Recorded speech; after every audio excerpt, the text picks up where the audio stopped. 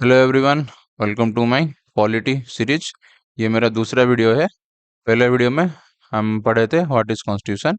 ये second video है, इसमें हम देखेंगे मेकिंग ऑफ इंडियन कॉन्स्टिट्यूशन। ठीक है, तो आइए स्टार्ट करते हैं। Now the present constitution of India was framed bye an elected constituent assembly. देखो यहाँ पे आपको ध्यान रखो, ठीक है। अभी का जो कॉन्स्टिट्यूशन है, it was framed bye an elected, तीन चार वार्ड, दो वार्ड, ठीक है, इलेक्टेड कॉन्स्टिट्यूएंट असेंबली। ठीक है, elected constituent assembly, not normal assembly. It was an constituent assembly. वो कॉन्स्टिट्यूएंट असेंबली था, कोई नॉर्मल असेंबली नहीं था। ठीक है, वो असेंबली को बनाया गया था for making our Indian constitution. Constitution को बनाने के लिए ही कॉन्स्टिट्यूएंट असेंबली बनाया गया था। कॉन्स्टिट्यूशन बन गया, उसके बाद हम ये असेंबली को डिसॉल्व कर दिए। ठीक है, मतलब कॉन्स्टिट्यूशन बन गया, संविधान हमारा बन गया, then we dissolve this constituent assembly. ठीक है, नाउ ये ये वर्ड को याद रखना, इलेक्टेड कॉन्स्टिट्यूएंट असेंबली। ये बाद में हम इसके ऊपर थोड़ा चर्चा करेंगे कि ये चीज क्या है। ठीक है, नाउ हमारा जो संविधान है, हमारा कॉन्स्टिट्यूशन है, we adopted it on 26 November 1949। We adopted our constitution on 26 November 1949 and it came into effect. It came into force on 26 January 1950. Okay, it came into force on 26 January 1950. क्यों? ये 2 महीना क्या किए? 2 महीना क्यों लग गया? ये गैप क्यों है? ठीक है, इसके पीछे एक छोटा सा स्टोरी है। देखो, 1929 में कांग्रेस का सेशन होता है। लाहौर सेशन में इंडियन नेशनल कांग्रेस का एक सेशन होता है लाहौर में। उसमें प्रिजाइड करते हैं नेहरू, उसको प्रिजाइड करते हैं जवाहरलाल नेहरू। एंड सब मिलके एक पूर्ण स्वराज का डिमांड रखते हैं ब्रिटिश के सामने। ठीक है, ब्रिटिशर के सामने पूर्ण स्वराज का डिमांड रखा जाता है by Indian national Congress in its Lahore session in 1929। And ये सेशन होता है दिसंबर में। ठीक है, ये दिसंबर में सेशन होता है। एंड 1930, 26 जनवरी 1930 को लाहौर में Indian national Congress independence day मनाता है। ठीक है, 26 जनवरी 1930 को लाहौर में Indian national Congress independence day मनाता है इंडिया का। और हमारा वो ट्राई कलर वहां पे उड़ाते हैं। पहली बार जो ट्राई कलर उड़ाए थे कांग्रेस, लाहौर में उड़ाए थे 26 जनवरी के दिन। तो ये डेट को याद रखने के लिए, ये डेट को हिस्टोरिकली याद रखने के लिए नेहरू ने, जवाहरलाल नेहरू ने ये बोला कि चलो 26 जनवरी को ही हम हमारा संविधान को फोर्स में लाते हैं। ठीक है, इफेक्ट में लाते हैं। So that's why our constitution came into effect, came into force on 26 January 1950। ठीक है ना। तो जो कॉन्स्टिट्यूएंट असेंबली बनाया गया था, क्यों बनाया गया था? To write our constitution. ठीक है, कॉन्स्टिट्यूएंट असेंबली बनाया गया था to write our constitution. Constitution बनाने के लिए ही कॉन्स्टिट्यूएंट असेंबली को बनाया गया था। It was it was setup under cabinet mission. Cabinet mission 1946 के अंडर इसको, मतलब उसके हिसाब से कॉन्स्टिट्यूएंट असेंबली को बनाया गया था। क्यों बनाया गया था? To draft a constitution for independent India. ठीक है, तो कॉन्स्टिट्यूएंट असेंबली है क्या? ठीक है, कॉन्स्टिट्यूएंट असेंबली में मेंबर्स थे। ठीक है, कॉन्स्टिट्यूएंट असेंबली बनाया गया था क्यों? To draft our constitution. ठीक है, देखो, कॉन्स्टिट्यूएंट असेंबली बनाया गया था क्यों? To draft a constitution for independent India. ठीक है ना। कॉन्स्टिट्यूएंट असेंबली में कितने मेंबर थे? 385 मेंबर्स थे। ठीक है, कितने मेंबर्स थे? 385। उनमें से 292 वर इलेक्टेड मेंबर्स। ठीक है, एंड 93 वर नॉमिनेटेड। क्यों? आओ देखते हैं क्यों। देखो, 1946 47 में इंडिया कुछ इस टाइप का था, मतलब ये ऐसे मैप का नहीं था। मैं बस ऐसे रिप्रेजेंटेशन के लिए दिखा रहा हूँ। ये फिगर इतना भी एक्यूरेट नहीं है। ठीक है, 1946 और 47 में जो इंडिया था, उसमें उसमें क्या था ना, बहुत सारे ऐसे प्रिंसली स्टेट्स थे, ठीक है, बहुत सारे ऐसे प्रिंसली स्टेट्स थे। एंड देखो ये सब प्रिंसली स्टेट्स है, ठीक है, प्रिंसली स्टेट मतलब वहां पे राजा महाराजा रूल करते थे, किंग्स वहां पे रूल करते थे, किंग्स और queens use to rule their princely state में, ठीक है, वहां पे राजा मतलब किंग रूल वहां पे चलता था। बाकी जो रेस्ट ऑफ द एरिया थे वहां पे ब्रिटिश रूल चलता था, ठीक है, बाकी जो एरियाज थे उधर ब्रिटिश रूल चलता था, ठीक है। तो जहां पे ब्रिटिश रूल था, ये प्रोविंस ब्रिटिश रूल का है, ठीक है, ये प्रोविंस ब्रिटिश रूल का है, ठीक है। तो जहां पे ब्रिटिश रूल था उधर प्रोविंशियल लेजिस्लेटिव असेंबली हुआ करता था, ठीक है, जहां पे ब्रिटिश रूल था वहां पे प्रोविंशियल लेजिस्लेटिव असेंबली हुआ करता था, ठीक है।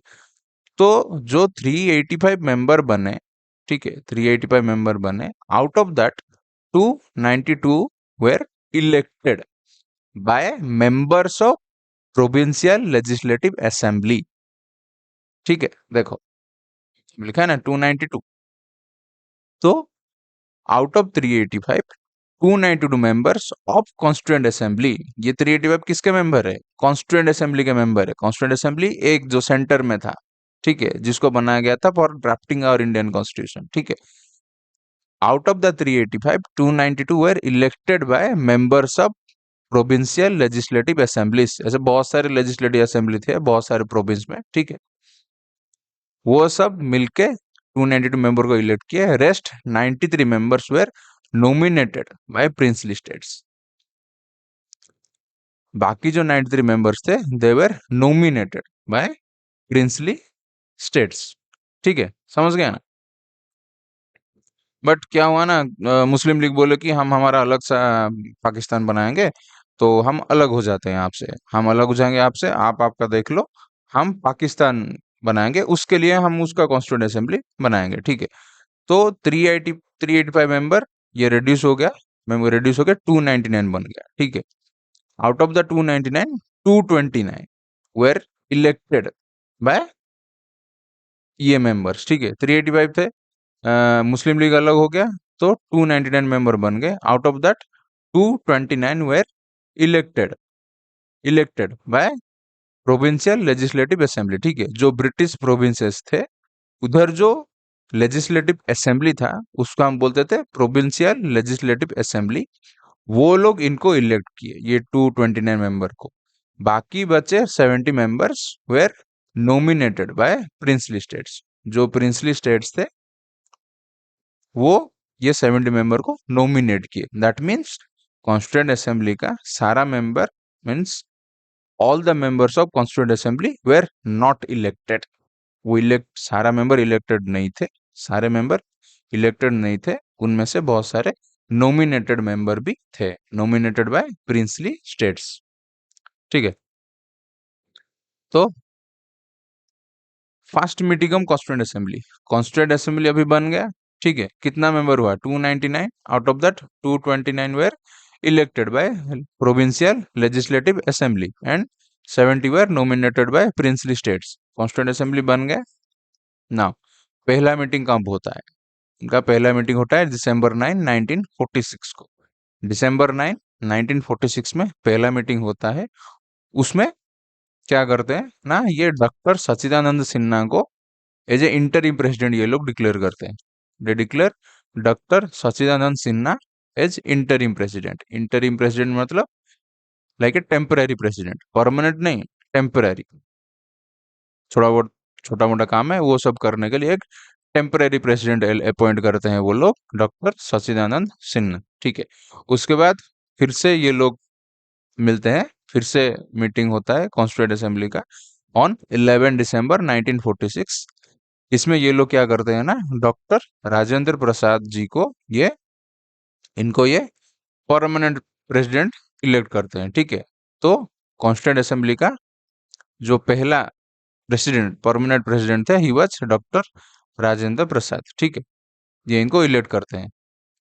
फिर क्या करते हैं, देखो कॉन्स्टिट्यूएंट असेंबली बन गया, प्रेसिडेंट इलेक्ट हो गए, ठीक है। फिर क्या करेंगे, उनका काम क्या था, ड्राफ्टिंग ए कॉन्स्टिट्यूशन, तो ये लोग कॉन्स्टिट्यूशन बनाना शुरू कर देते हैं। बट कैसे करें?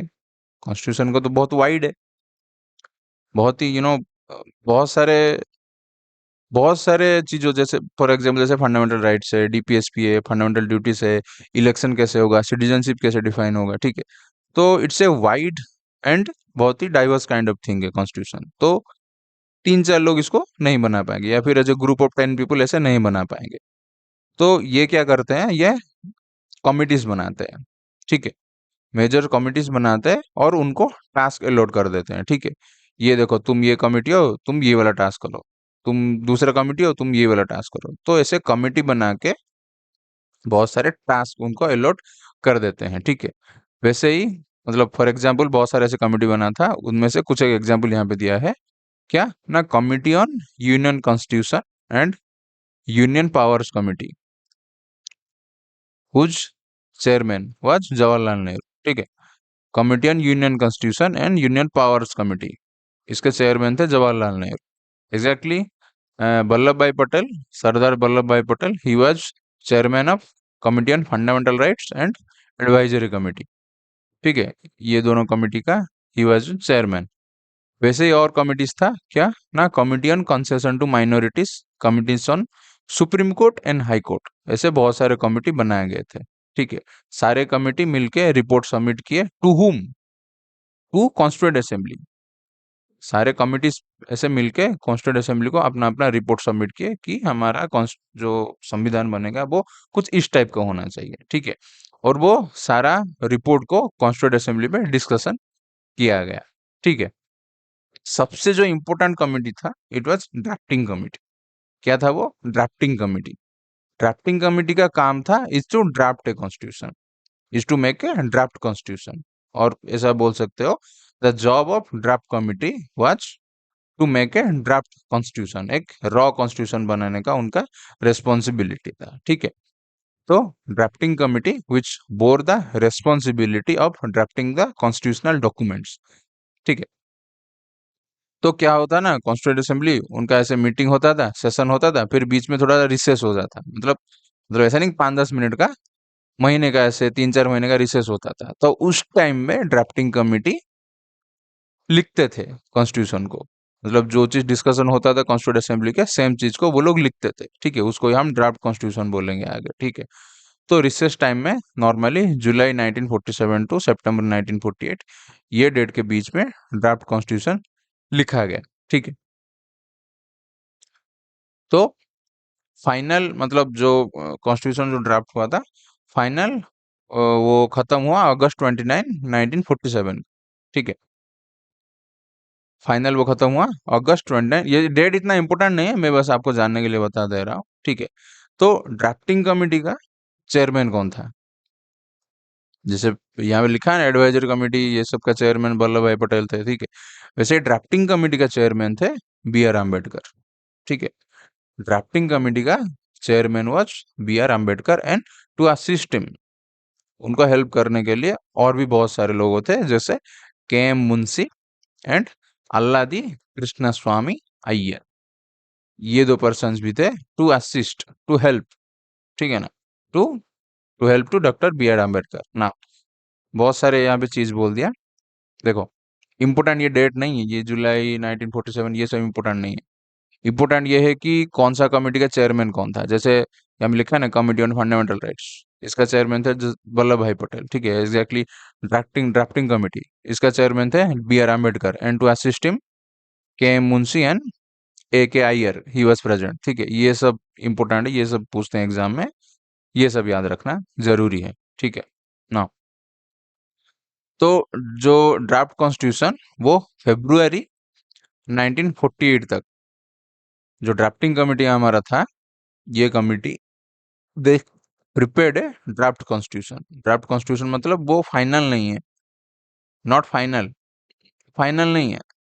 फाइनल से पहले जो एक रॉ वर्सन हो, आप रॉ उसको बोल सकते हो, या फिर मतलब एक मतलब एक नॉर्मल ऐसे लिखा हुआ वर्सन आप बोल सकते हो, ठीक है। उसको ड्राफ्ट हम कॉन्स्टिट्यूशन बोलेंगे, ठीक है। तो drafting committee prepared the draft constitution bye February 1948। February 1948 तक they made the draft constitution, and February में ये लोग उसको पब्लिक कर देते हैं टू ऑब्टेन पब्लिक ओपिनियन। उसको वो पब्लिक डोमेन में छोड़ देते हैं पब्लिक से अपना ओपिनियन जानने के लिए। ठीक है। उसके बाद कॉन्स्टिट्यूएंट असेंबली फिर से मीटिंग बुलाता है, फिर से वो लोग बैठते हैं ऑन नवंबर 1948 में। मतलब ये मीटिंग में क्या होता है ना, वो सारा चीज डिस्कस करते हैं, जो जो ड्राफ्ट कॉन्स्टिट्यूशन में है, जो चीज ड्राफ्ट कॉन्स्टिट्यूशन में लिखा गया था उसको ये मिलके सब डिस्कस करते हैं। डिस्कस करने के बाद फाइनल उसमें सिग्नेचर होता है, सारा चीज डिस्कस होता है। ठीक है ना। ड्राफ्टिंग कमेटी भी बैठता है, जो जो चीजें में करेक्शन जरूरी है उसमें करेक्शन होता है। ठीक है। डिबेट भी होता है, डेलिबरेशन भी होता है। उसके बाद फाइनल नवंबर 26 1949 में, फाइनली नवंबर 26 1949 में उसमें जो प्रेसिडेंट थे कॉन्स्टिट्यूएंट असेंबली का प्रेसिडेंट, उनका सिग्नेचर फाइनली लगता है। ठीक है। कौन प्रेसिडेंट थे बाय द वे? प्रेसिडेंट कौन थे? डॉक्टर राजेंद्र प्रसाद। ठीक है। वो प्रेसिडेंट थे हमारे कॉन्स्टिट्यूएंट असेंबली का। वो फाइनल इसमें सिग्नेचर करते हैं and it was declared that we adopted our constitution. हम फाइनली हमारे कॉन्स्टिट्यूशन को अडॉप्ट करते हैं ऑन नवंबर 26 1949। एंड उसके बाद क्या होता है ना, जनवरी 24 1950 को और एक मीटिंग होता है कॉन्स्टिट्यूएंट असेंबली का, जिसमें सब मिलके जो डॉक्टर राजेंद्र प्रसाद थे, ठीक है, उनको as a president of India declare किया जाता है। ठीक है। He was first president of India. वो कॉन्स्टिट्यूएंट असेंबली का प्रेसिडेंट थे। उन्हीं को ही लोगों ने वोट किया, मतलब मेंबर ने, लोगों ने नहीं, सॉरी, कॉन्स्टिट्यूएंट असेंबली का मेंबर ने सब मिलकर उनको वोट किया and he was declared as the president of India. फिर जो ऑफिशियल कॉपी था हमारे कॉन्स्टिट्यूशन का उसको सब साइन करते हैं एंड फाइनली और जनवरी 26 1950 को finally we our constitution came into effect, came into force. उस दिन हम रिपब्लिक डे मनाते हैं इंडिया में। ठीक है। So it took 2 year 11 months and 17 days। ठीक है। कितना? 2 year 11 months 17 days to draft the constitution. और जो कॉन्स्टिट्यूएंट असेंबली में जो डिलीबरेशन एंड डिस्कशन हुआ था वो 11 सेशन में हुआ था एंड टोटल 165 डेज तक चला था। ठीक है। ये दोनों अलग अलग चीज है। ठीक है। डिलीबरेशन हुआ था 165 डेज तक 11 सेशन में, और ड्राफ्ट कॉन्स्टिट्यूशन बनाने के लिए लगा था 2 year 11 months and 17 days। ठीक है। खत्म। अभी थोड़ा इस टॉपिक का क्रिटिकल एस्पेक्ट देख लेते हैं, या फिर मेंस आंसर राइटिंग पर्सपेक्टिव देख लेते हैं। मेंस आंसर राइटिंग, या फिर आप इसको एस्से राइटिंग पे भी लिख सकते हो, या फिर कोई भी क्रिटिसिज्म पे आप ये सब चीज लिख सकते हो। ठीक है। मतलब मैं चाह रहा हूँ कि आप थोड़ा थॉट प्रोसेस डेवलप करो कि when you are reading polity then how should you analyze any content. कोई भी कंटेंट हो, आप उसको कैसे एनालाइज करोगे। ठीक है। वो मैं आपको इधर बताना चाह रहा हूँ। ठीक है। देखो, we made a constituent assembly in 1946। ठीक है। 46 for what? To make our constitution. हम हमारा कॉन्स्टिट्यूशन बनाने के लिए, to make a draft constitution we made a constituent assembly. Correct. Now we plan to make India democracy. हम एक democracy बनाने के लिए सोच रहे थे, मतलब उस time we were planning to make India democratic country. ठीक है। And for making the constitution of a democratic country we did not even ask the opinion of the people. हम लोगों का ओपिनियन पूछे ही नहीं। हाउ? क्यों? ना जो कॉन्स्टिट्यूएंट असेंबली के मेंबर्स थे were they elected directly by the people? No. जो कॉन्स्टिट्यूएंट असेंबली के मेंबर्स थे, हाउ मेनी मेंबर्स थे? 299। कॉन्स्टिट्यूएंट असेंबली में कितने मेंबर्स थे? There were 299 members, out of which कितने इलेक्टेड थे? 229। और नॉमिनेटेड थे 70। Out of this 229, how many were directly elected by the people? None. There are no any member who were directly elected by the people. लोगों के द्वारा कोई भी ऐसा डायरेक्टली इलेक्टेड मेंबर वहां पे नहीं था। 229 members they were elected by the legislative assembly। 229 members जो थे इलेक्टेड हुए थे, they were elected by the members of the legislative assembly। तो क्या, और जो 70 मेंबर थे they were nominated, they were not even elected, they were nominated by princely states। तो क्या ये रिप्रेजेंट करते हैं? Do they truly represent the people of India? No. Did they represent people of India? No. क्या उनको पता था India के लोग क्या चाहते हैं, उनका नीड क्या है, वो लोग कैसे, मतलब उनका करंट नीड क्या है, वो एक कंट्री को बनाना कैसे चाहते हैं, क्या इनको पता है? नहीं। मोस्टली लेजिस्लेटिव असेंबली में कौन थे? कांग्रेस के मेंबर्स थे। वो मोस्टली जमींदार थे या फिर high class, upper class people थे, मोस्टली एंग्लिसाइज क्लास लोग थे। और ये जो नॉमिनेटेड मेंबर थे बाकी सब मोस्टली ये थे कॉन्स्टिट्यूंट असेंबली के। असेंबली में ये लोग थे। क्यों? Because they wanted to safeguard the interest of the princely states. ये जो राजा महाराजा, इन लोग का इंटरेस्ट वो लोग बचाना चाहते थे। They wanted to make a constitution which should which shall benefit which shall give benefit to the princely states. इसलिए वो लोग वहां पे थे, वो लोग लोगों के लिए सोचने के लिए वहां पे नहीं थे। ठीक है। तो ये जो कॉन्स्टिट्यूंट असेंबली में जो मेंबर्स थे, they did not represent the true India. They did not look for the true benefit of Indian people. वो बस थे वहां पे, सबका अपना अपना वेस्टेड इंटरेस्ट था। ठीक है। नाउ, क्या सारे इलेक्ट हुए थे? No, they were not all elected. ऐसे तो they were not directly elected by the people also. सारे लोग इलेक्टेड भी नहीं थे। जो प्रिंसली स्टेट थे ना, वो लोग नॉमिनेटेड थे। तो they were not all elected. सारे इलेक्टेड नहीं थे। तो विदाउट मेकिंग एन इलेक्शन, बिना इलेक्शन का आप एक डेमोक्रेटिक कंट्री का कॉन्स्टिट्यूशन कैसे लिख सकते हो? क्या गारंटी आप दे रहे हो कि वो कॉन्स्टिट्यूशन पे लोगों का जो एस्पिरेशन है, लोगों का जो वांटिंग्स है, वो सब लिखा होगा? कुछ गारंटी नहीं है। बस आपने सोचा लोगों को ये चाहिए, दैट्स व्हाई आपने लिख लिया। आपने सोचा लोगों को फ्रीडम चाहिए, आपने लिख लिया अब उसमें फ्रीडम चाहिए। ठीक है। तो ये थोड़ा क्रिटिसिज्म है। सेकंड है public opinion. Was public opinion given importance in the draft constitution? क्या जो ड्राफ्ट कॉन्स्टिट्यूशन था उसमें पब्लिक ओपिनियन को रेस्पेक्ट दिया गया है? नहीं। There were no any channel so that public में give their opinion to the members of the constituent assembly. ऐसा कुछ था ही नहीं। हालांकि कॉन्स्टिट्यूंट असेंबली ने जो ड्राफ्टिंग कमेटी ने पब्लिक किया था कॉन्स्टिट्यूशन को 19 फरवरी 1948 में, बट वो ऑफिशियली किया था भाई। लाइक आप इमेजिन करो 1948 में क्या टेक्नोलॉजी रहा होगा। एक कॉमन आदमी वो कैसे अपना वॉइस रेज कर पाएगा दिल्ली में जाके कॉन्स्टिट्यूंट असेंबली कि सर मुझे कॉन्स्टिट्यूशन में ये चेंजेस चाहिए। It was practically impossible. ठीक है। तो public opinion was not present, it was kind of neglected while drafting our constitution. Public opinion fully neglected while drafting our constitution. ठीक है। नाउ बाय द पीपल, भाई जो एक democracy रहता है ना, उसका बेसिक प्रिंसिपल रहता है for the people, by the people, of the people. ठीक है। तो कॉन्स्टिट्यूशन है जो हमारा, it is by the people. Is it by the people? No. क्या लोगों ने इसको बनाया है? नहीं। Some elite class anglicise people जो कि फॉरेन में पढ़ के आए थे। भाई आम्बेडकर ये सब कहाँ फॉरेन में ही तो पढ़ के आए थे। सब लॉयर थे जो ये के मुंशी, ये सब अल्लादी कृष्ण स्वामी, देवर व्हाट, सब फॉरेन में पढ़ के आए थे। तो is was it by the people? No. The basic principles of democracy, forget about writing a constitution, the basic principles of democracy were violated. It was not by the people, it was by some elite class anglicized people, not Indian people. तो problem कुछ ऐसा हो गया है यहाँ पे। ठीक है। अब ये सब चीजों को क्रिटिसिज्म पे लिख सकते हो। ठीक है। मैंने लिख दिया है पीडीएफ पे, ये सब मैं डिटेली लिख दिया हूँ। ठीक है। Don't no need to write notes.